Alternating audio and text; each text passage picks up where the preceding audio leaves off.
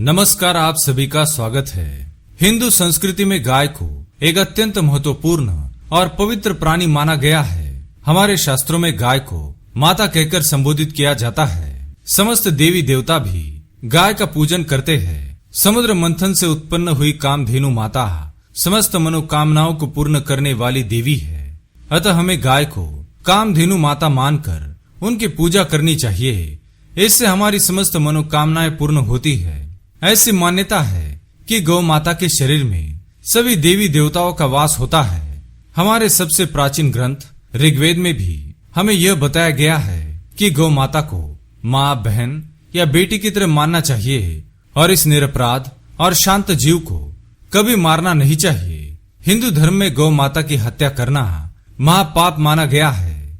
भगवान श्री कृष्ण कहते हैं, कलयुग में मनुष्य केवल दूध के लिए ही गायों का पालन करेंगे।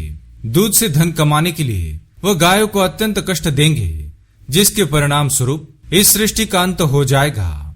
जो मनुष्य कलयुग में भी गाय की सेवा निस्वार्थ भाव से करेगा वह सुख समृद्धि पावेगा। जो स्त्री पहली रोटी गाय के लिए निकालेगी वह सौभाग्यशालिनी होगी। जो अपने घर में गौ माता से प्राप्त पंचगव्य रखेगा वह सभी रोगों से मुक्त होकर ऐश्वर्यशाली बनेगा। हिंदू धर्म में गौ माता की सेवा को सर्वश्रेष्ठ माना गया है और जो भी व्यक्ति प्रतिदिन किसी न किसी तरह से गौ माता की सेवा करता है वह मृत्यु के पश्चात भगवान श्री कृष्ण के गोलोक धाम में जाता है। गांव हो या शहर, जिनकी इच्छा हो वे लोग अपने तरीके से गौ माता की सेवा कर ही लेते हैं।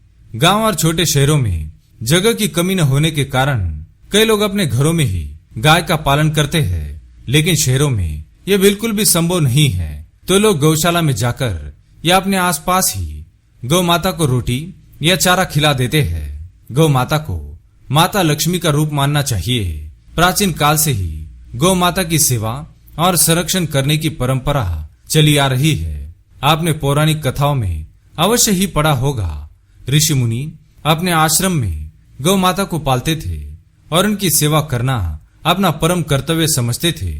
भगवान श्री कृष्ण भी गौ माता को बहुत महत्व देते थे। यह किसी से छिपा हुआ नहीं है।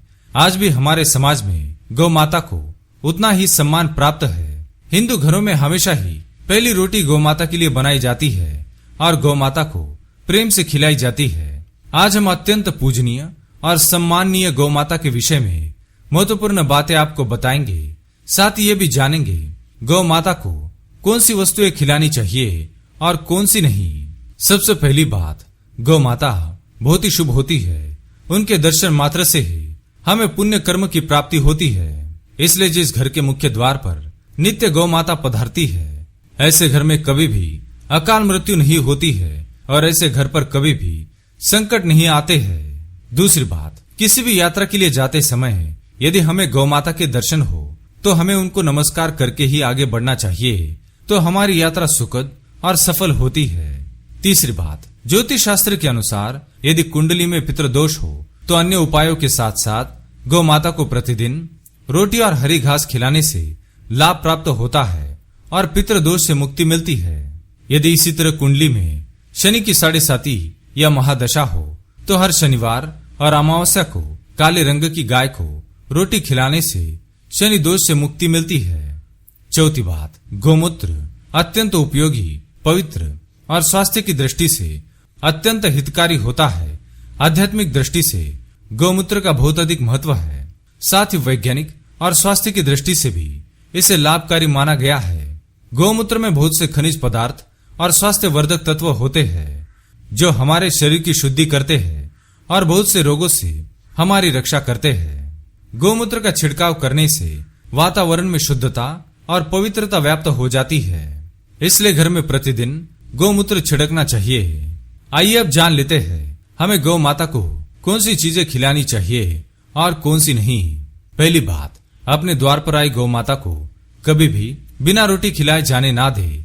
गौ माता को रोटी खिलाने से हमें बहुत पुण्य मिलता है। दूसरी बात, गौ माता को कभी भी बासी और सड़ा गला खाना भूल से भी नहीं खिलाना चाहिए। भूख लगने पर मजबूरी में गौ माता उस अन्न का सेवन कर लेती है, लेकिन इसका पाप हमें लगता है।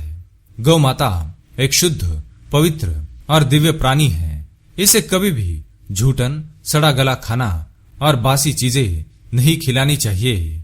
इससे वह व्यक्ति महापाप का अधिकारी बन जाता है। तीसरी बात, गौ माता एक शाकाहारी पशु है। गौ माता में समस्त देवी देवताओं का वास है, इसलिए कभी भी गौ माता को जबरदस्ती मांसाहार, अंडे इत्यादि चीजें खिलाने की कोशिश नहीं करनी चाहिए। ऐसा करने पर हमें महापाप लगता है।